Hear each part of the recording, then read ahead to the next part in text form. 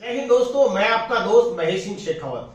मेरे प्यारे साथियों, आज हम एक इंपॉर्टेंट वीडियो बनाने जा रहे हैं और इस वीडियो को आपको अंत तक देखना है। ये वीडियो उन प्यारे छात्रों के लिए बहुत ज्यादा कारगर साबित होने वाला है जिनका एग्जाम कल यानी 13 नवंबर 2022 को है। तो साथियों, आज हम उन सभी पहलुओं पे बात करेंगे जो पहलू आपको सफलता की ओर अग्रसर करेंगे। तो 13 नवंबर यानी कल कैसे आपको एग्जाम अटेम्प्ट करना है, कैसे आपको एग्जाम में पास होना है, आपको कौन कौन सी बातें ध्यान में रखनी है। तो चलिए हम शुरू करते हैं सबसे पहले ओएमआर शीट के ऊपर। तो प्यारे साथियों, ये ओएमआर शीट जो है same to same OMR sheet आपको इस तरह की एग्जाम में मिलने वाली है। अब आपको ध्यान रखना है कि आप देखिए 1 से लेके 50 तक नंबर दिए हुए हैं। अब पहले आपको ओएमआर भरनी कैसे है और क्या बात ध्यान में रखनी है वो देखिए। यहां पे आपको 4 गोले नजर आ रहे हैं, 1 2 3 4 5। तो ये जो 4 गोले हैं ये पूरी तरह से गलत है, यानी ना आप टिक कर सकते, ना आप क्रॉस कर सकते, ना आप गोले को आधा भर सकते, ना बीच में से भर के साइड से छोड़ सकते। यानी आपको जो गोला भरना है बिल्कुल डार्क इस तरह से भरना है। अगर आपने इस तरह से गोला नहीं भरा तो समझिए आपकी कॉपी कंप्यूटर के द्वारा चेक नहीं होगी और वो कॉपी रिजेक्ट हो जाएगी। आपने अगर 50 के 50% भी सही कर दिए और फिर आपने गोला ठीक से नहीं भरा तो आपकी कॉपी रिजेक्ट हो जाएगी। फिर आपको पता चलेगा मैंने तो पूरा पेपर ठीक किया था, मैं फेल कैसे हो गया। तो सबसे पहले आपको ओएमआर शीट को बहुत अच्छे से भरना है। दूसरी बात, आपको ओएमआर शीट भरते वक्त ध्यान में क्या रखना है। साथियों, मान लीजिए मेरा क्वेश्चन नंबर यहां पे एक पूछा गया है कि राष्ट्रीय गीत के रचयिता कौन है। आपने पहले सोचा रविंद्रनाथ टैगोर, फिर आपने बंकिम चंद्र, जो भी आपका ऑप्शन है, मान लीजिए उदाहरण के तौर पर आपका ऑप्शन ए है और आपने उस समय पे जल्दीबाजी की और आपको बाद में पता चला मेरे राष्ट्रीय गीत के रचयिता तो ऑप्शन बी में थे और आपने अगर एक बार ओएमआर भर दी तो आपके पास में दोबारा कोई ऑप्शन नहीं है। बहुत से बच्चे को हमने प्रैक्टिस के दौरान देखा है कि वो करते क्या है कि ये जैसे आपको दिखाता हूं, ये 4 आपको गोले दिखाई दे रहे हैं। पहले उसने इसको भर दिया, अच्छा फिर बाद में उसको ये आइडिया लगा कि अच्छा मेरा तो ये ऑप्शन नंबर ए तो गलत हो गया, अब मैं इसको क्रॉस कर देता हूं और ऑप्शन नंबर डी को भर देता हूं। तो मेरे प्यारे साथियों, अगर आप इस तरह से करते हैं ये कार्रवाई तो ये क्वेश्चन आपका नेगेटिव हो जाएगा, आपका काउंट नहीं होगा। तो आपको सोच विचार करके जब आपको श्योर हो कि आपका 100% आंसर ये है, उसके बाद ही आप ओएमआर शीट को भरें। ओएमआर शीट को आपको 2 ही चीज से भरना है, बाल ब्लू पेन या फिर ब्लैक पेन। ये आपको जब आपका एग्जाम होगा कल तो वहां पे निर्देश दे दिए जाएंगे, जो भी आपके वहां पे अधिकारी होंगे उनके निर्देशों को आपको बहुत ध्यानपूर्वक सुनना है। अगर आपने निर्देशों को ध्यानपूर्वक नहीं सुना, आपने पहले कहां से कोचिंग ली, वहां पे आपको क्या गाइडेंस किया है, आप थोड़ी देर के लिए सब चीजें भूल जाओ, आप उनके निर्देशों को ध्यान से सुनिए। जैसे जैसे जो निर्देश होंगे आप उनके ऊपर कार्रवाई करिए। अभी तक जो ओएमआर शीट मिलती थी उसमें 3 सेट मिलते थे, यहाँ पे ए, बी और सी। अब आपके पास कौन सा सेट है? ऑप्शन ए है तो आप ए को गोला कर दो, ऑप्शन बी है तो आपके पास अगर पेपर सेट बी है तो बी को कर दो, सी है तो सी कर दो। इसको आपको ध्यान से करना है। अगर गलती से आपका सेट ए है और आपने सी को गोला कर दिया तो समझ लो आपका पूरा काम खराब हो गया। तो यहां पे आपको पेपर सेट को ध्यान में रखना है, साथ ही साथ गोला आपको बहुत अच्छे से भरना है। आपको जेल पेन से नहीं भरना, बाल ब्लू पेन या फिर ब्लैक पेन, और कम से कम 2-2 पेन या 3-3 पेन लेके जाइए, क्योंकि अभी आपको रिस्क लेने का समय नहीं है। प्रैक्टिस में आपने कुछ गलतियां की है, वो गलती अब मत करना। दूसरी बात करूंगा दोस्तों मैं वैकेंसी और कट ऑफ की बात। बहुत से प्यारे छात्र ये कहते हैं कि सर वैकेंसी कितनी आएगी और कितने पे कट ऑफ जाएगी। वैकेंसी कितनी भी हो, आपको बस एक सोच के चलना है कि अगर एक वैकेंसी है तो वो मेरी है, अगर एक वैकेंसी है तो मेरी है, और कट ऑफ कितनी भी जाए वो आपका काम नहीं है सोचना, वो रिक्रूटिंग का काम है, वो रिक्रूटिंग एजेंसी का काम है कि वो कट ऑफ कितने पे जाती है और कितनी वैकेंसीज है। बस आपकी तो एक प्लानिंग होनी चाहिए कि अगर एक वैकेंसी है तो वो मेरी है।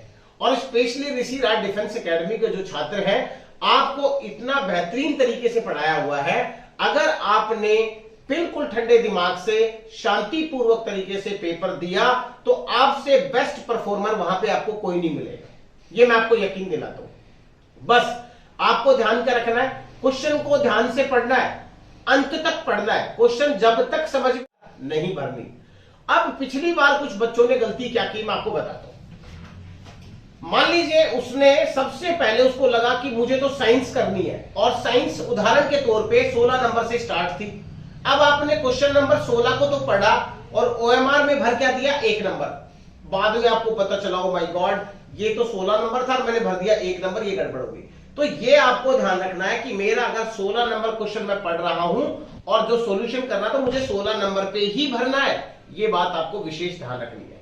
साथ ही साथ आपका जो स्ट्रॉन्ग पार्ट है, कुछ बच्चों की जीके अच्छी है, किसी की साइंस, किसी की मैथ्स, किसी की इंग्लिश, किसी की रीजनिंग, किसी का कंप्यूटर, इंक्लूडिंग मैं कल को भी शामिल कर रहा हूं। तो जो आपका बेस्ट पार्ट है सबसे पहले आप उसको करिए।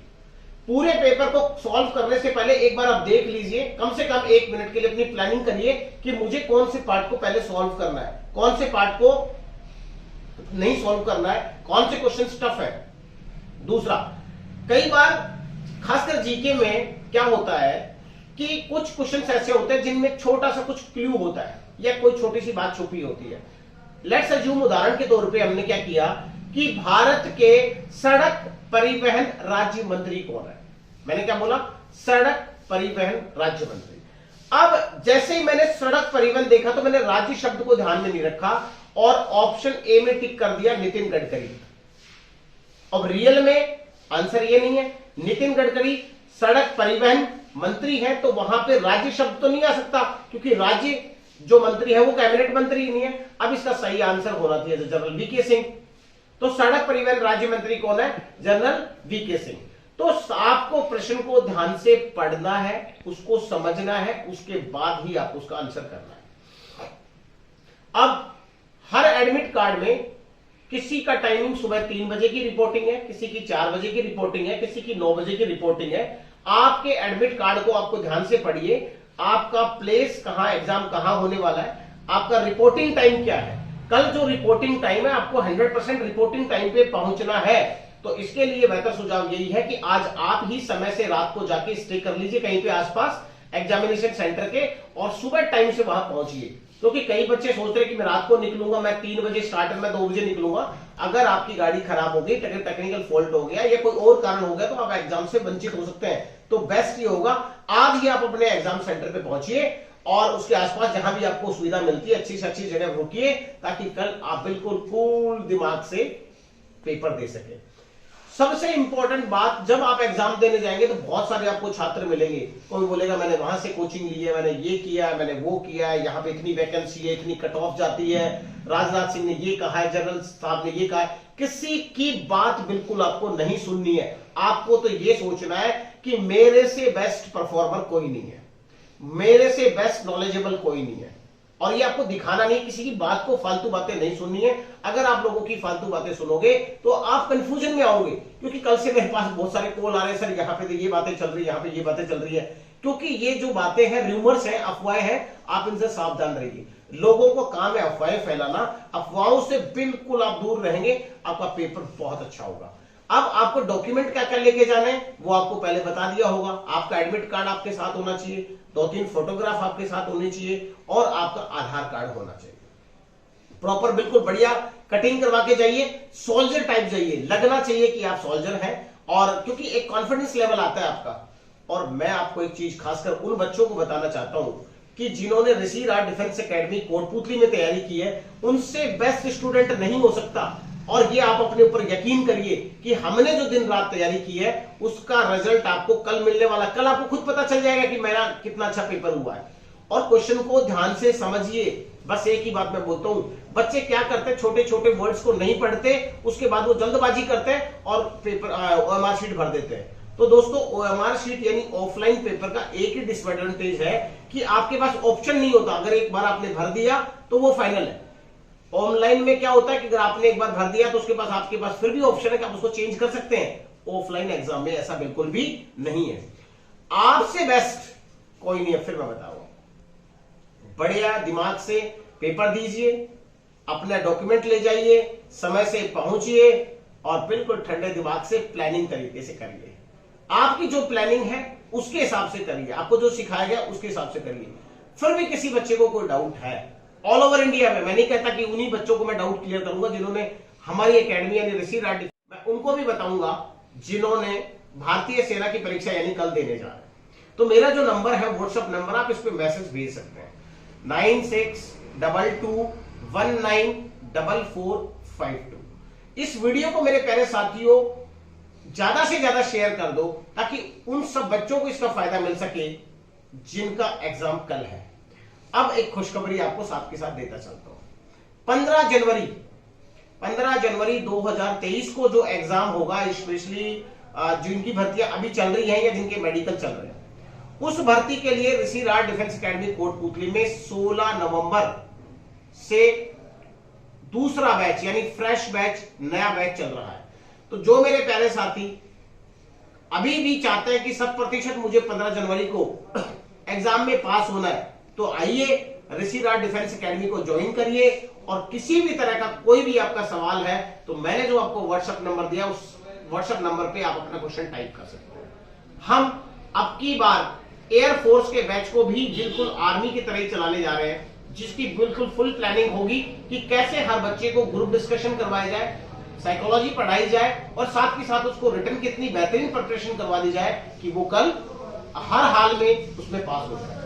अब मैं उन सभी बच्चों को बधाई देना चाहूंगा जिनका कल एयरफोर्स का रिजल्ट जारी हुआ है प्रोविजनल लिस्ट में, और आपको उदास होने की जरूरत नहीं है। करीब 3500 वैकेंसी है इसकी, वो भी आपके लिए पॉजिटिव होने वाली है। अब अंत में मेरे उन सभी छात्रों को बहुत बहुत अग्रिम बधाई, शुभकामनाएं। God bless you all. जिनका कल एग्जाम है, जाइए और 100% आप सफल होंगे। जय हिंद, जय भारत।